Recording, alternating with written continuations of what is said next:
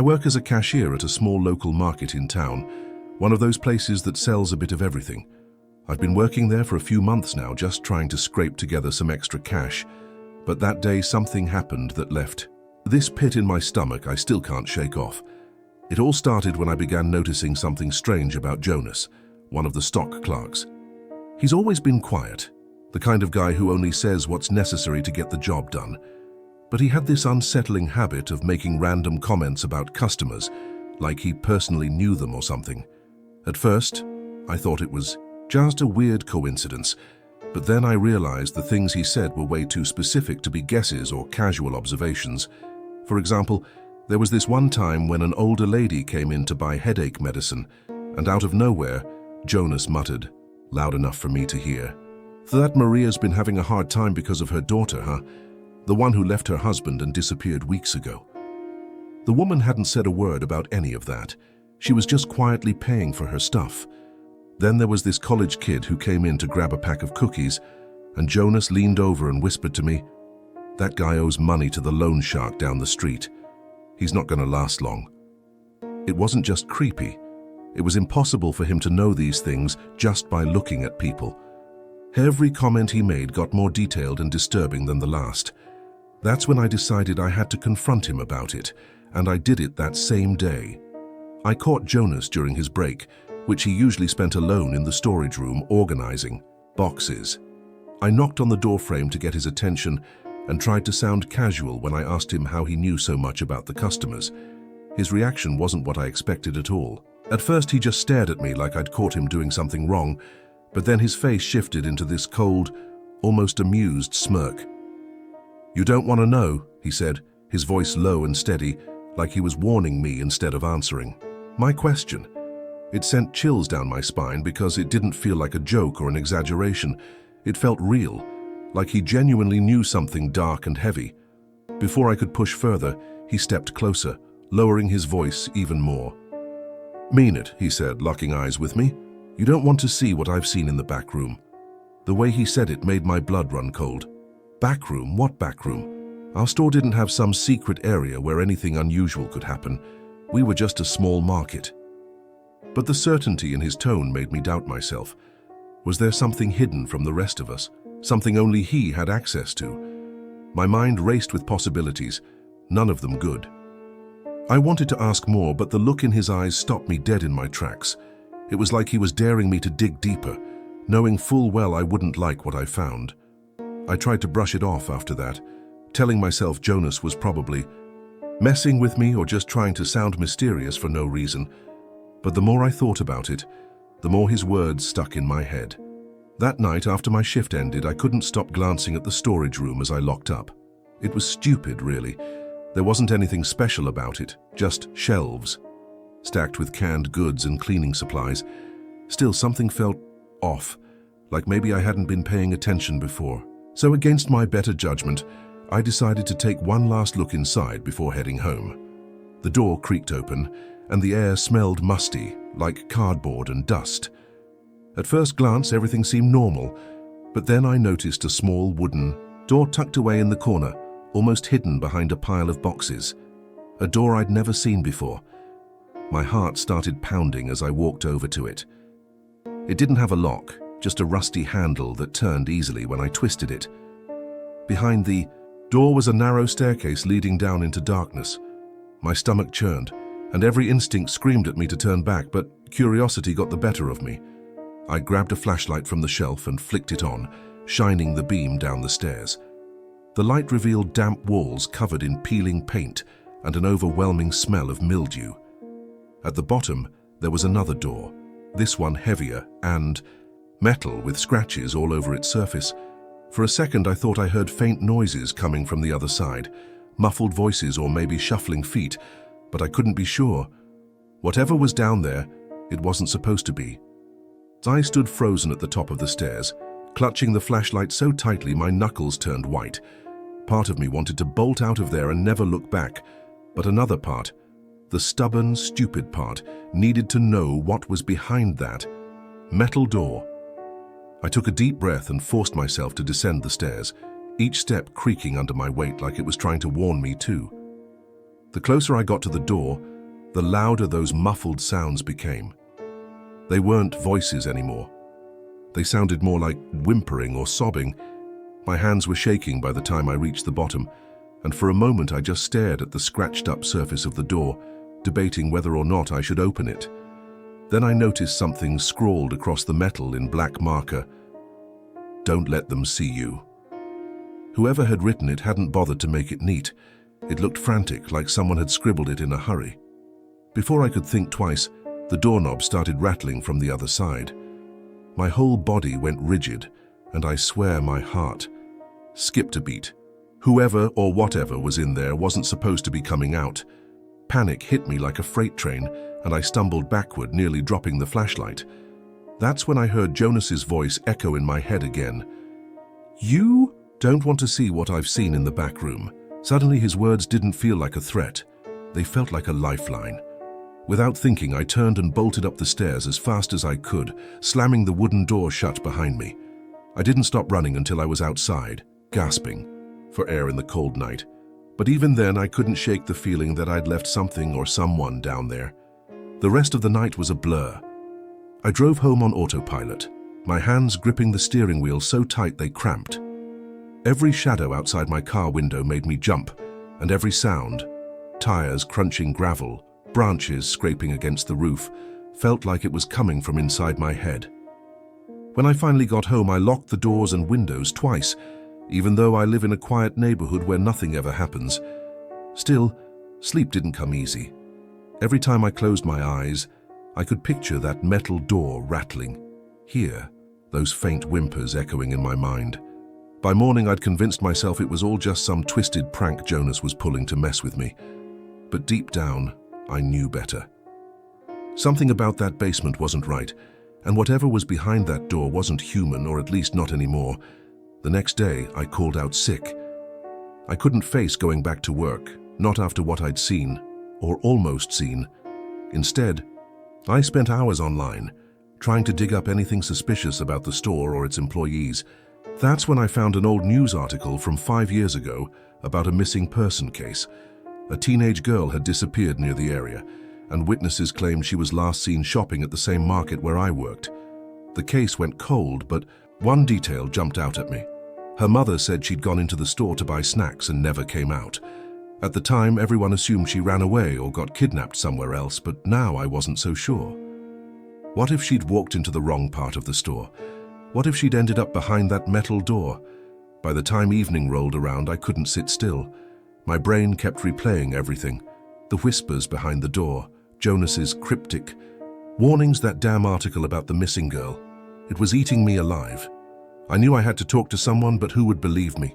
"Hey, so I think there's a secret basement in my workplace where people might be disappearing," isn't exactly something you can casually drop into conversation without sounding insane.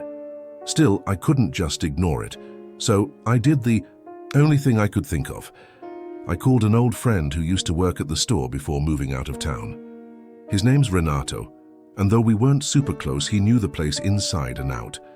When I brought up the storage room and asked if he'd ever noticed anything weird, there was this long pause on the other end of the line.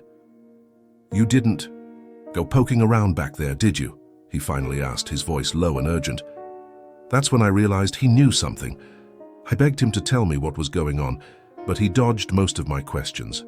All he said was, "Look, if you value your safety, stay away from Jonas and whatever he's hiding. Some things aren't meant to be uncovered." Then he hung up, before I could press him further. Frustrated and more scared than ever, I stared at my phone for a solid 10 minutes, trying to piece together what little info I had. If Renato knew something, why hadn't he spoken up before? And why warn me now instead of helping me figure it out? Whatever secrets were buried in that store, they ran deeper than I'd imagined. But one thing was clear. Jonas wasn't working alone. Someone else, maybe even multiple people, was involved, and if I didn't tread carefully, I might end up like the girl in the news article. The next morning, I decided to go back to the store, not to work, but to find answers. I figured if Jonas was hiding something, there had to be clues somewhere. Maybe receipts, security footage, anything that could connect the dots. I waited until after closing time when the place was empty and snuck in through the side entrance. My heart was pounding the entire time, every creak of the floorboards making me flinch. I made my way straight to the storage room, avoiding the spot where the hidden staircase was. Instead, I started rifling through old files and boxes stacked against the walls. Most of it was useless junk, expired invoices, broken equipment. But then I found a small locked box tucked under a pile of dusty ledgers. Using a screwdriver I grabbed from the tool shelf, I pried it open. Inside were photos of customers, each one labeled with names, dates, and cryptic notes like paid or handled. Some faces I recognized, others I didn't. But they all had one thing in common: they'd vanished without a trace. Before I could process what I was looking at, I heard footsteps behind me, heavy ones. I spun around just in time to see Jonas standing in the doorway, his expression colder than I'd ever seen it. In his hand was a crowbar, and he wasn't smiling anymore. "I told you," he said quietly, taking a step closer. "You shouldn't have looked." I didn't wait to hear anything else. I bolted past him, clutching the photos, and ran out the door as fast as I could. To this day, I haven't gone back to the store. I reported what I found to the police, but without concrete evidence, there wasn't much they could do. Still, I can't shake the feeling that whatever's happening in that place is far from over. Sometimes late at night, I wonder if Jonas is still watching me, or worse, waiting for me to slip up.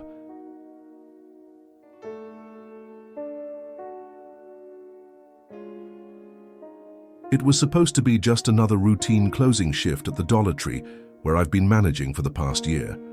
The night started off normal enough, counting the register, checking the shelves, making sure everything was tidy before locking up. Around 8 p.m. I got a call from corporate headquarters saying an auditor would be stopping by late that night to review inventory. They didn't give me much detail, just said it was urgent and to make sure all the stock numbers were accurate. At first I thought nothing of it. It's not uncommon for random audits to happen, though they usually come during regular hours.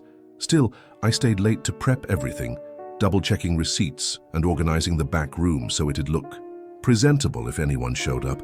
But as the hours ticked by, no one came. By midnight, I was getting irritated and a little spooked. There's something unnerving about being alone in a store that empty, especially when you're expecting someone who never arrives. Just as I was about to lock up and head home, I noticed something weird at the register. The cash drawer was slightly open, which shouldn't have been possible since I'd already counted it and locked it shut. When I opened it fully, there was a small folded piece of paper inside with a single sentence written in block letters. "You missed something." My stomach dropped instantly. It wasn't my handwriting, and I knew for a fact I hadn't left any notes behind. Whoever wrote it must have slipped in while I was distracted, but how and why? I stood there staring at the note, my mind racing. Was this some kind of prank by one of my employees?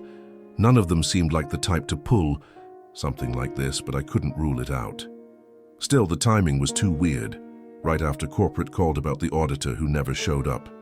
Trying to push it out of my head, I locked the register again and decided to do one last walkthrough of the store before leaving. That's when things got even stranger. As I scanned the aisles, I realized there were discrepancies in the inventory. That hadn't been there earlier. A whole shelf of $1 flashlights was almost empty, except I distinctly remembered counting over 30 units just hours ago. In another aisle, a pallet of cleaning supplies had been moved halfway into the walkway, as if someone had started unloading it and then abandoned the task abruptly. It didn't make sense. No customers had come in since late afternoon and all my staff had left hours ago. By the time I finished checking the shelves, my skin was crawling. Something wasn't right, and it wasn't just the missing stock. When I went back to the register to grab my keys, I found another note lying on top of the counter. This one said, "Stop looking." My hands trembled as I picked it up, flipping it over to see if there was anything else written on the back. There wasn't. Whoever was leaving these messages knew I was onto something, or maybe they thought I already knew more than I did. Either way, it felt personal now. The store was eerily quiet, the fluorescent lights buzzing faintly overhead, and every shadow seemed sharper, darker. I told myself to leave, to get out while I still could, but curiosity got the better of me. If someone was messing with our inventory, I needed to figure out why. I decided to check the security cameras, hoping to catch whoever or whatever was responsible for the notes and the inventory issues. The monitor was tucked away in the tiny office at the back of the store, and as I pulled up the footage, my hands were shaking so badly I could barely use the mouse. The recordings showed nothing unusual at first.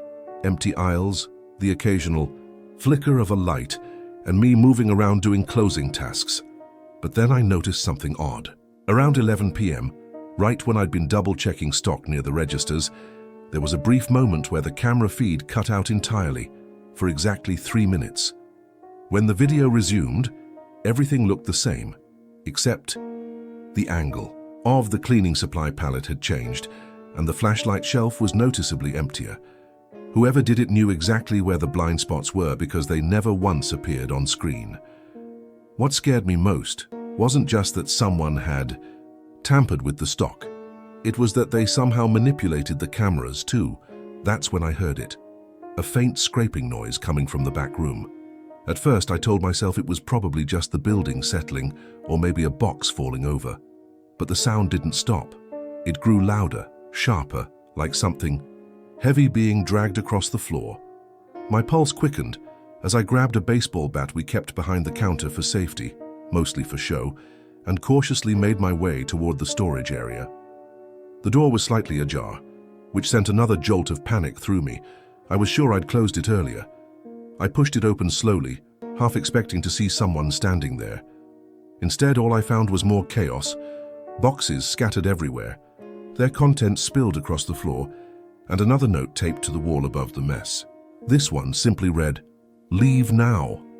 My instinct screamed at me to listen, but instead I stood frozen, trying to piece together what was happening and who was behind it. I couldn't move for what felt like an eternity, staring at that note. As my mind raced through possibilities, someone was clearly trying to scare me off, but why? And how had they managed to get into the store without setting off the alarms or showing up on camera? The more I thought about it, the angrier I got. This wasn't just some prank, this was deliberate, calculated even.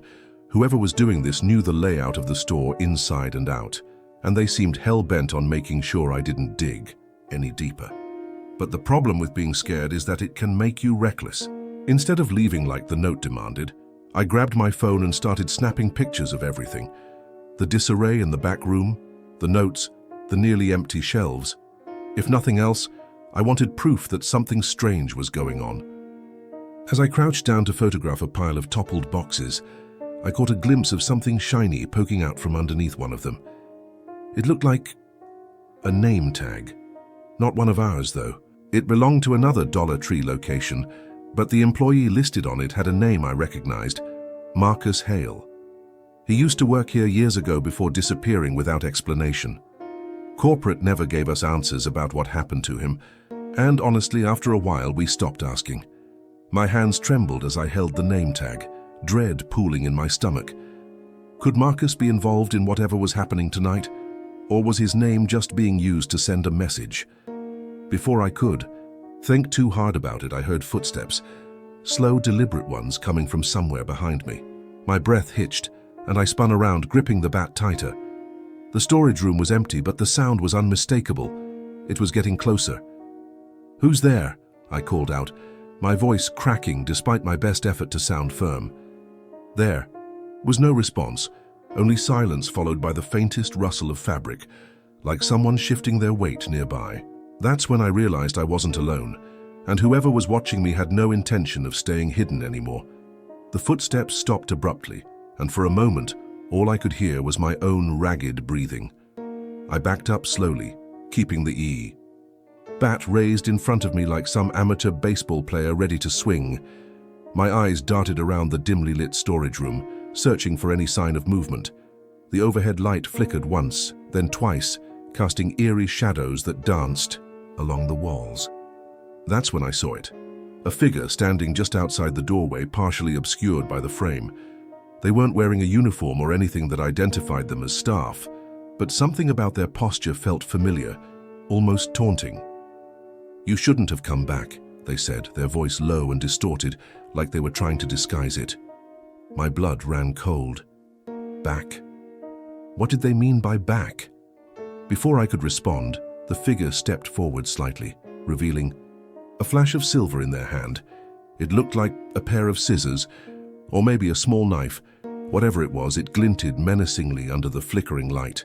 Adrenaline surged through me, overriding my fear enough to make me act. Without thinking, I lunged toward the door, hoping to bolt past them and get out of the store. But as I moved, they mirrored my actions, blocking my path with surprising speed. "I told you to leave," they hissed, their tone sharper this time, more urgent.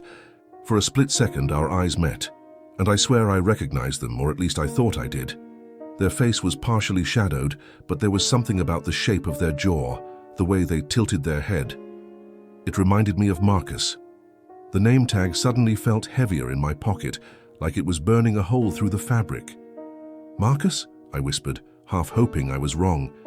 Instead of answering, they took another step closer, raising the object in their hand.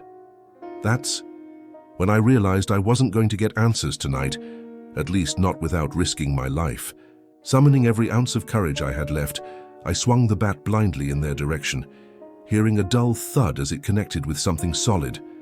Then, seizing the opportunity, I sprinted past them, not stopping until I reached the exit. I burst through the front doors of the store, my heart hammering in my chest as I fumbled with my keys to lock up behind me. The cool night air hit my face, but it did little to calm the adrenaline coursing through my veins. I didn't look back. I couldn't. All I wanted was to put as much distance between me and that storage room as possible.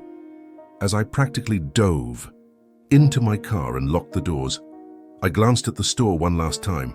Through the glass windows, I could see a shadow moving near the registers, pacing slowly like they were watching me leave. My hands shook so badly I nearly dropped my keys twice before managing to start the engine. I sped off without looking, back again, gripping the steering wheel so tightly my knuckles turned white. It wasn't until I was miles away that I finally let myself breathe, though even then, the image of that figure lingered in my mind like a bad dream. The next morning, I called corporate headquarters first thing, demanding answers about Marcus Hale and why his name tag had ended up in my store.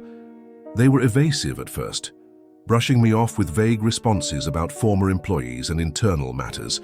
But when I mentioned the inventory discrepancies, the notes, and the late-night intruder, there was a long pause on the other end of the line.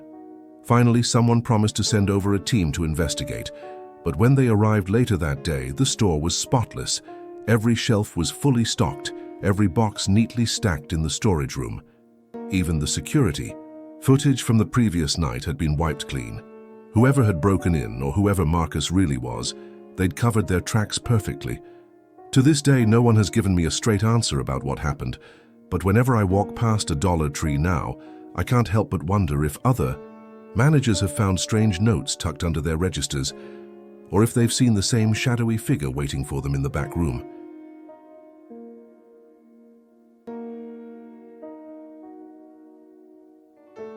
It was one of those slow evenings where nothing much happens, just a few stray customers trickling in during the last hour before closing time. I was working the register, half watching the clock and thinking about heading home after my shift. The store was quiet except for the hum of the fluorescent lights overhead and the occasional rustle of someone browsing the aisles. As 9 p.m. rolled around, I flipped the sign on the door to closed and started tidying up behind the counter. That's when I noticed him, a man standing near the back of the store, casually examining a shelf like he hadn't seen me lock the door or flip the sign. At first I thought maybe he was just finishing up his shopping, but when I called out, "We're closing now," he didn't budge. Instead, he turned to face me with an expression that made my stomach twist. "I was told you'd be open late. Tonight," he said calmly, as if this wasn't the first time we'd spoken. Confused, I walked over to explain that we close at 9 p.m. sharp every night, no exceptions. But the man wasn't having it. He pulled out his phone and showed me a text message thread between him and someone claiming to be from corporate headquarters. The messages were brief but clear. "The store will remain open until 10 p.m. for your convenience." What caught my attention, though, was the sender's name, Rachel Meyer. Rachel used to oversee operations for our region, but she'd gone missing months ago under mysterious circumstances. No one had heard from her since, and corporate had brushed it off as her leaving the company abruptly. Yet here was a text thread with her name attached, sent barely an hour before. My skin prickled as I looked back at the man, who was now watching me intently. "You need to leave," I said firmly, even though my voice wavered slightly. His response sent chills down my spine. "Not until I get what I came for." The man's words hung in the air, heavy and unsettling. "What exactly did you come for?" I asked, trying to sound more confident than I felt. He hesitated for a moment, glancing around the store as if searching for something or someone. "It doesn't matter," he muttered finally, his tone sharp but tinged with frustration. "All that matters is Rachel told me to come here tonight. She said it would be taken care of."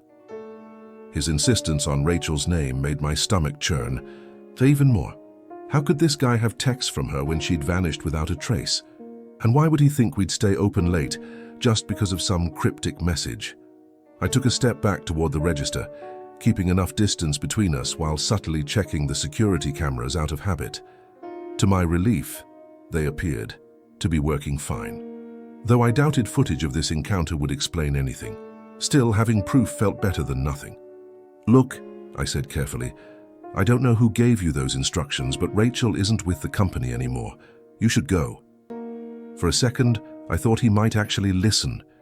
He stared at me, his jaw tightening like he was debating whether or not to argue further. Then his expression shifted. Something darker flickered across his face and he shook his head. "You're lying," he snapped, taking a step closer. "She wouldn't do this unless she had a reason. Where is she?" The question caught me off guard.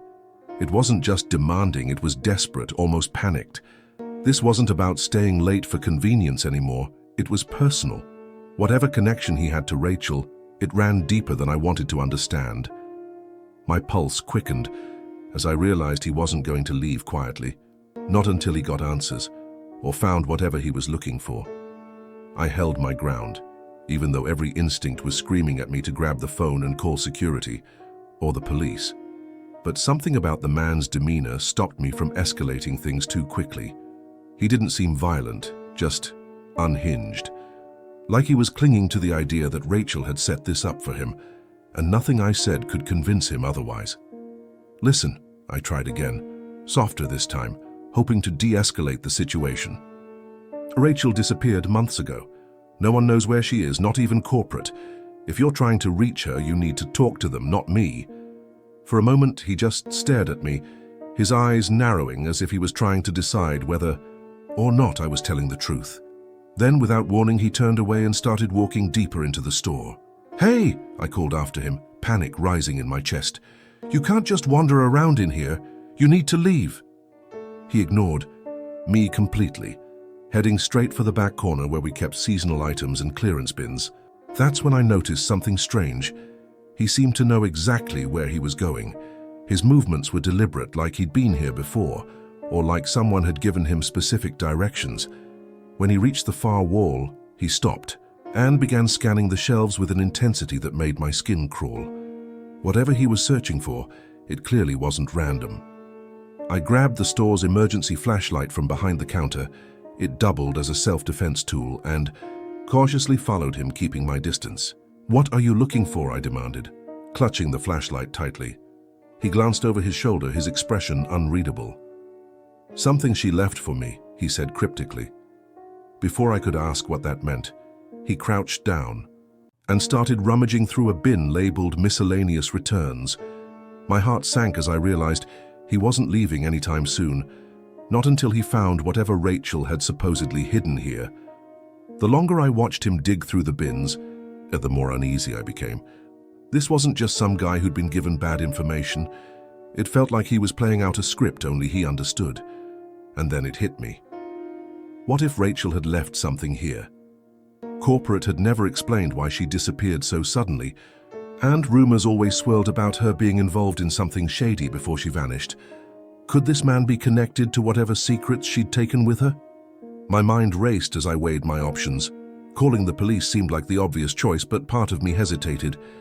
If he really did find something, if there was some kind of evidence or clue tied to Rachel's disappearance, wouldn't it be better to know what it was? Still, I couldn't shake the feeling that letting him keep searching was a terrible idea. "You're not going to find anything," I said firmly, stepping closer despite my nerves. "Whatever you think is here, it's not." He ignored me, again pulling items out of the bin one by one and tossing them aside carelessly. Then suddenly his hands froze mid-motion. He reached into the pile and pulled out a small, dusty shoebox that looked completely out of place among the random returns. For a moment he just stared at it, his breathing shallow, like he couldn't believe he'd actually found it. "This is it," he whispered almost to himself. Before I could react, he flipped open the lid and peered inside. Whatever was in there made his face go pale. He staggered back slightly, clutching the box like it might slip away from him. No, this isn't right," he muttered, shaking his head frantically. His reaction sent a fresh wave of dread through me. Whatever Rachel had left behind, it clearly wasn't what he'd expected. And judging by the look on his face, it wasn't. Good. I couldn't stop myself from taking another step closer, my curiosity outweighing my fear for just a moment. "What's in the box?" I asked, my voice barely above a whisper. He didn't answer, his eyes locked on the contents like he was frozen in place. When he finally looked up at me, his expression was raw with panic and confusion. "This isn't what she promised," he said hoarsely, holding the box out toward me as if expecting me to take it. I didn't move. Instead, I leaned forward just enough to catch a glimpse inside, and immediately wished I hadn't. The box contained a jumble of old documents, a USB drive, and a single Polaroid photo. The photo showed Rachel standing next to this very man, both of them smiling, but scrawled across the bottom in red ink were the words, "Trust no one." My stomach churned as I tried to process what I was seeing. This wasn't just some personal memento. It felt like evidence of what I couldn't say. But the message was clear: whoever Rachel had been dealing with, she hadn't trusted them.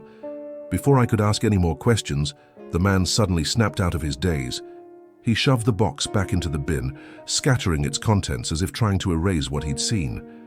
"Forget it," he muttered, backing away from me. "Forget you ever saw this." And then, without another word, he bolted toward the exit, leaving me alone in the dimly lit store with the scattered remnants of whatever secret Rachel had left behind. For a moment I just stood there, staring at the mess, my mind racing. What had he expected to find? And why had Rachel led him here, only to leave him with something so cryptic? I wanted to call corporate, to report everything that had happened. But deep down I knew they wouldn't give me answers. If anything, they'd probably try to cover it up. As I locked the store and drove home that night, I couldn't shake the feeling that I'd stumbled into something far bigger than I could handle. Something dangerous.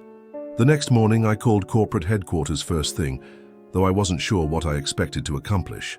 I described everything that had happened, the man, the texts from Rachel, the shoebox, and waited for some kind of explanation. But instead of answers, I was met with silence on the other end of the line. Finally, after what felt like an eternity, a voice came through, calm but firm. "We'll send someone to review the situation." That was it. No acknowledgement of Rachel's name, no questions about the man or the box, just a vague promise that left me more unsettled than before. When their representative arrived later that day, they didn't even bother looking at the clearance bins where the box had been found. Instead, they walked around the store for 10 minutes, asked a few perfunctory questions, and then left without another word. It was as if they already knew exactly what had happened and weren't interested in discussing it further. That night, I couldn't sleep. Every time I closed my eyes, I saw the Polaroid photo and those 3 chilling words, "Trust no one." Whoever Rachel had crossed paths with, it was clear she hadn't gone missing by accident. And now, because of her cryptic message, I was caught in the middle of something I didn't fully understand. A week later, I quit my job at the store, not because I wanted to, but because staying felt unsafe. To this day, I still wonder about the man who refused to leave that night. Did he find what he was looking for elsewhere? Or did whatever secret Rachel left behind consume him too? Sometimes when I pass a similar store late at night, I catch myself glancing through the windows, half expecting to see someone lingering inside, searching for answers they'll never find.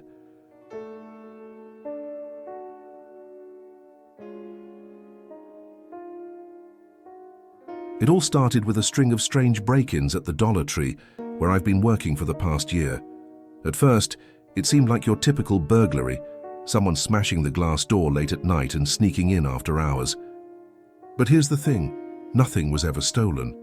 Not a single item was missing from the shelves or the register. The only signs of forced entry were the broken locks, which we replaced multiple times, thinking that would solve the problem. Then, one morning, while reviewing the security footage to figure out what was going on, I noticed something even more unsettling. Whoever broke in wasn't there to steal anything. They were tampering with the cameras themselves. In every clip, you could see their shadowy figure moving methodically through the aisles before crouching near the camera system mounted in the corner. Each time, the feed cut out right as they reached up to adjust something, leaving us with no usable evidence of who they were or what they were doing. At first, corporate brushed it off as vandalism or some bored kids messing around. But after the third break-in, I started noticing patterns that didn't add up. For one, the intruder always seemed to know exactly where the cameras were located, and not just the obvious ones near the entrance. They found even the hidden ones, the ones most employees didn't even know existed unless they'd been trained on the system. Whoever this person was, they had insider knowledge. Even scarier, they left behind traces of their work without taking anything tangible. One morning, I found a small USB drive tucked under the cash register, its label scratched off so we couldn't identify it. When I asked my manager about it, she shrugged it off, saying it was probably dropped by a customer. But deep down, I knew better. This wasn't random, it was calculated. And whoever was behind it wanted us to know they were watching. The USB drive weighed on my mind all day, but no one else seemed to think it was worth investigating. When I finally worked up the nerve to plug it into the office computer during a slow shift, I realized why the intruder had left it behind. It wasn't meant to harm us directly.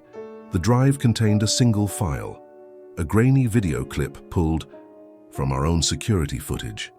In the clip, you could see me counting the register at the end of my shift, completely unaware that I was being recorded. What made my blood run cold, though, was the timestamp in the corner. It was from weeks ago, long before the first break-in. Whoever had taken this footage had access to our system long before we even knew something was wrong. My hands trembled. As I closed the file and ejected the drive, my mind racing with possibilities. Was this some kind of warning? A test to see how far they could push their access without getting caught? Or worse, was I being targeted for a reason I couldn't yet understand? I tried bringing it up to my co-workers, but they either didn't care or didn't believe me. Probably just some prank, one of them said with a shrug. If corporate wanted to check the cameras, they'd send an email. But I couldn't shake the feeling that this went deeper than pranks or routine checks. Over the next few days, I started paying closer attention to the people around me, wondering if anyone acted suspiciously, or if someone had been acting suspiciously all along. That's when I noticed something odd about Carla, one of the night shift stalkers who always seemed to disappear whenever things got busy. She'd been working here longer than anyone else, and she had a reputation for knowing every inch of the store inside and out. At first glance, there was nothing unusual about her behavior. But then I remembered something important. Carla was the only person who consistently stayed late after everyone else had gone home, including me.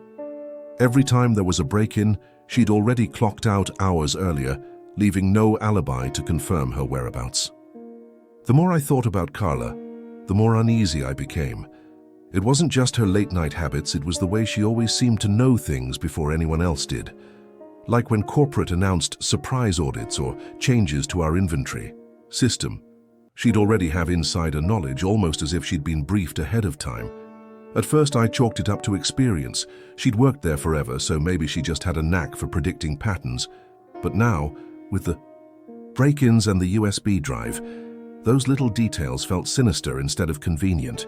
One evening after my shift ended, I decided to stick around longer than usual, pretending to organize receipts in the back office while secretly keeping an eye on Carla. She didn't seem to notice me lingering. She went about her tasks like normal, restocking shelves and sweeping aisles. But then, just before locking up, she did something strange. Instead of heading straight for the exit, she ducked into the storage room and stayed there for nearly 20 minutes. Curiosity got the better of me, and I crept closer to see what she was doing. The door was slightly ajar, and through the crack, I could see her crouched near one of the security cameras mounted high on the wall. In her hand was a small device that looked like a tablet, its screen glowing faintly as she tapped away at it. My stomach dropped when I realized what she was doing. She was disabling the camera feed again. This time, though, there was no smashed glass or forced entry. It was clean, precise, exactly like the previous break-ins.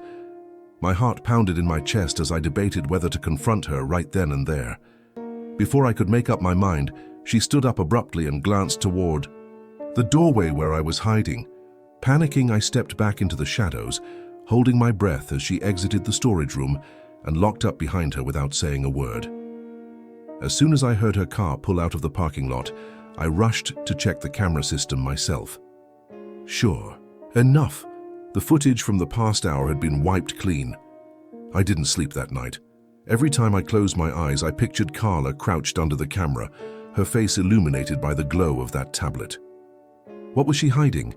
And why go through so much trouble to erase evidence if she wasn't doing anything illegal? The lack of answers gnawed at me, and by morning, I'd convinced myself to dig deeper.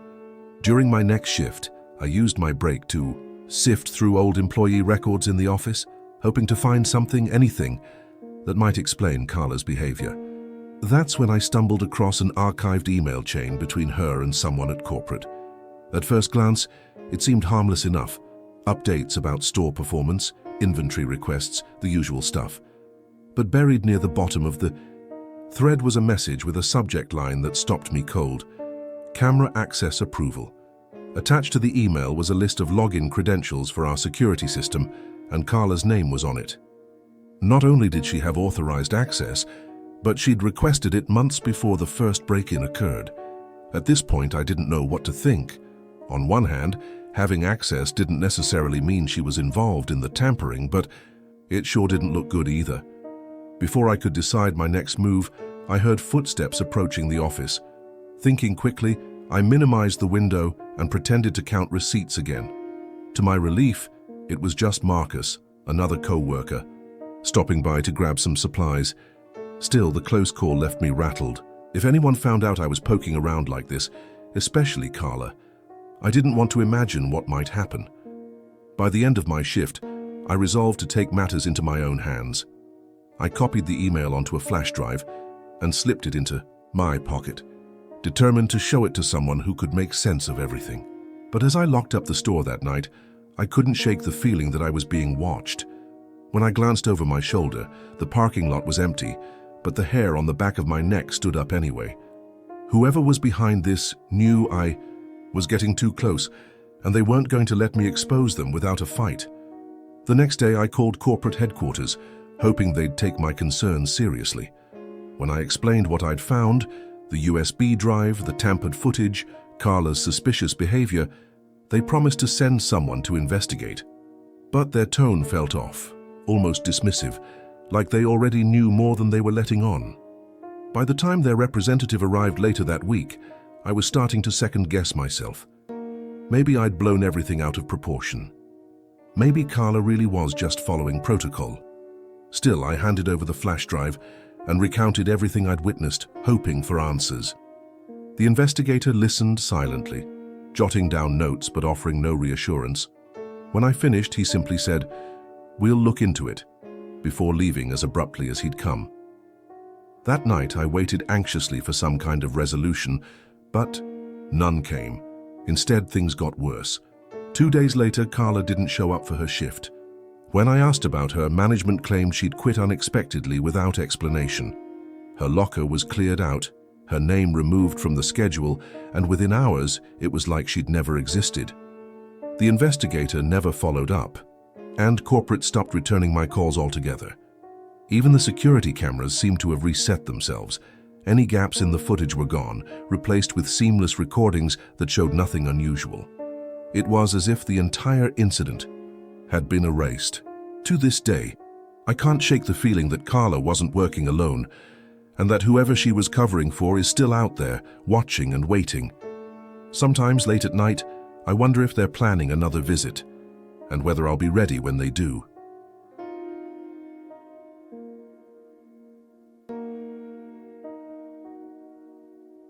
I've been a delivery driver for years, so late-night drops are nothing new to me. Most of the time, it's just me, my truck, and the quiet hum of fluorescent lights from whichever store I'm servicing. But the Dollar Tree on 5th Street? That place gave me the creeps from the start. It wasn't anything obvious at first, just little things like how the loading dock always seemed darker than it should be, or how the air felt heavier back there, like it hadn't circulated in days. The first time I heard the whispers, I chalked it up to exhaustion. I'd been working double shifts that week and my brain was fried. But as I unloaded boxes onto the pallets behind the store, I could have sworn I heard faint voices coming from the other side of the steel door. They were too muffled to make out words, but they sounded urgent, almost panicked. I knocked on the door a few times, thinking maybe an employee had gotten locked out or something, but no one answered.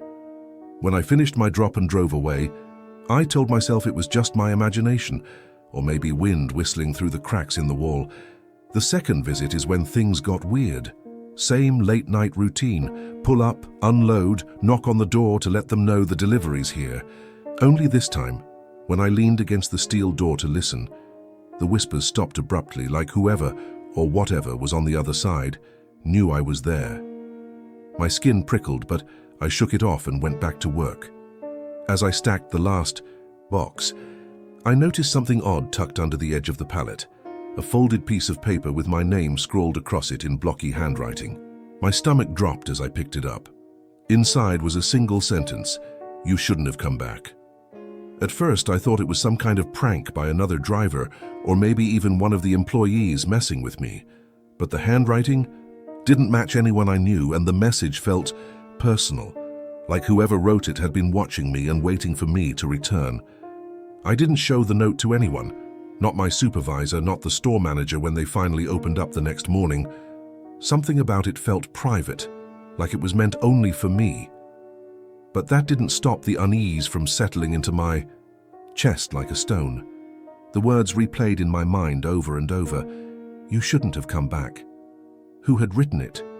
And why target me specifically? I tried to convince myself it was harmless, maybe some bored employee venting frustration about deliveries messing up their schedule.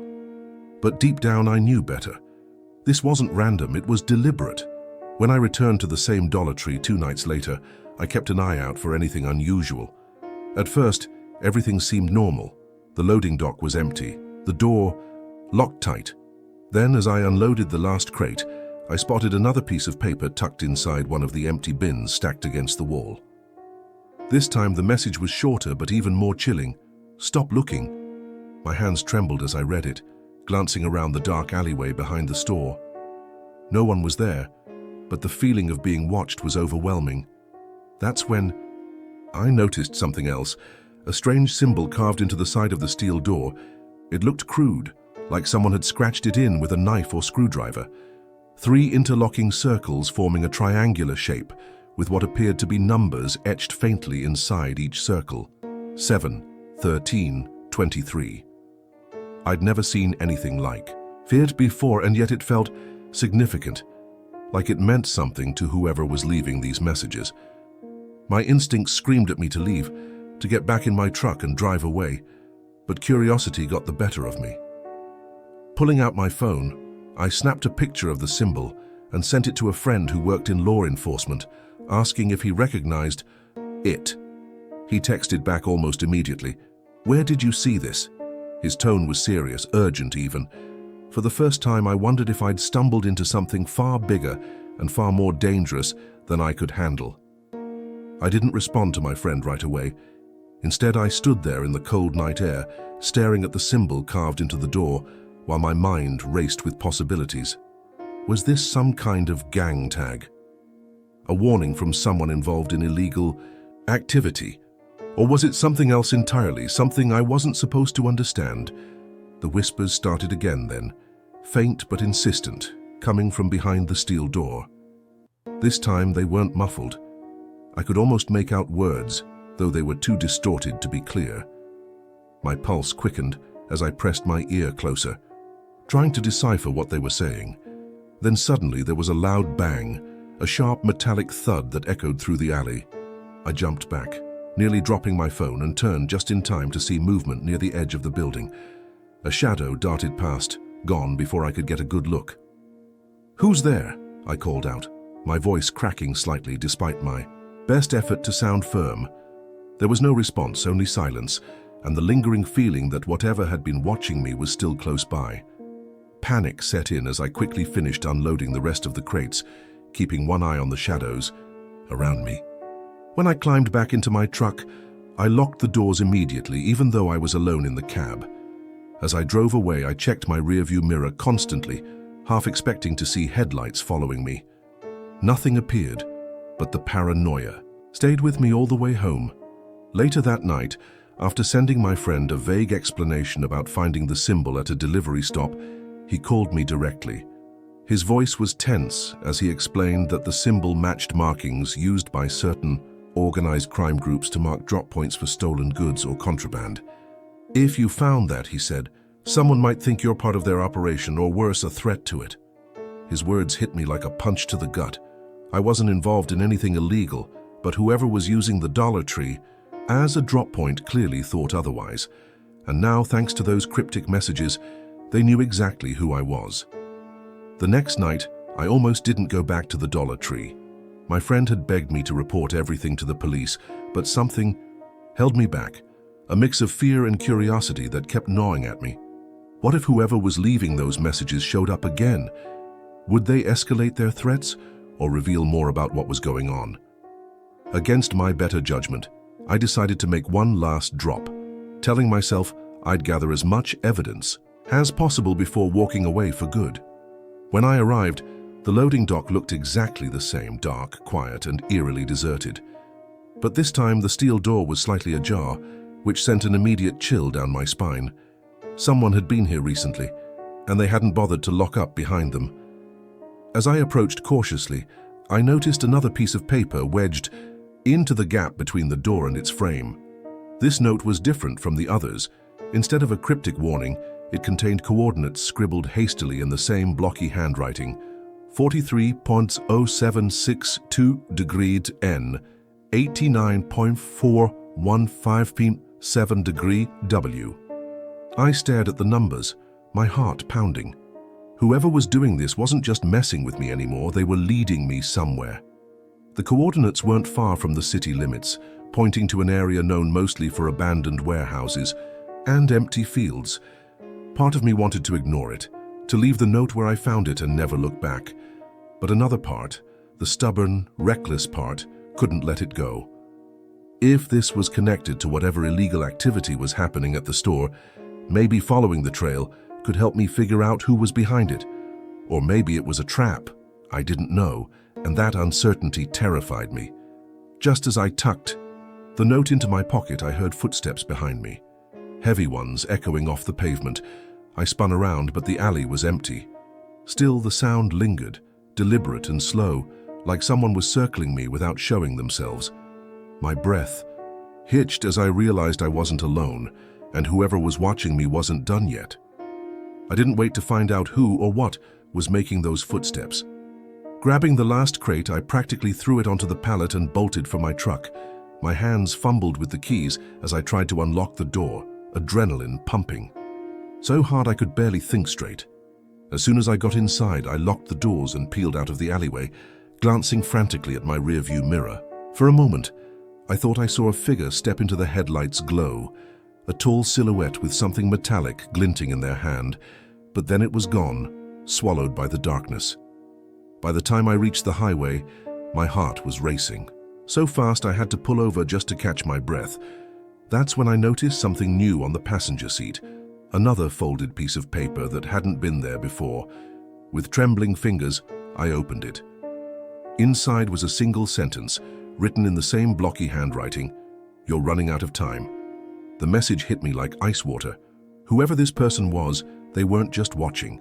They were always one step ahead. Over the next few days, I debated whether to follow the coordinates or turn everything over to the police. In the end, curiosity won out. When I finally drove to the location listed on the note, I found an old warehouse surrounded by chain-link fences and overgrown weeds. It looked abandoned, but as I crept closer, I spotted fresh tire tracks in the dirt and faint light spilling from cracks in the boarded-up windows.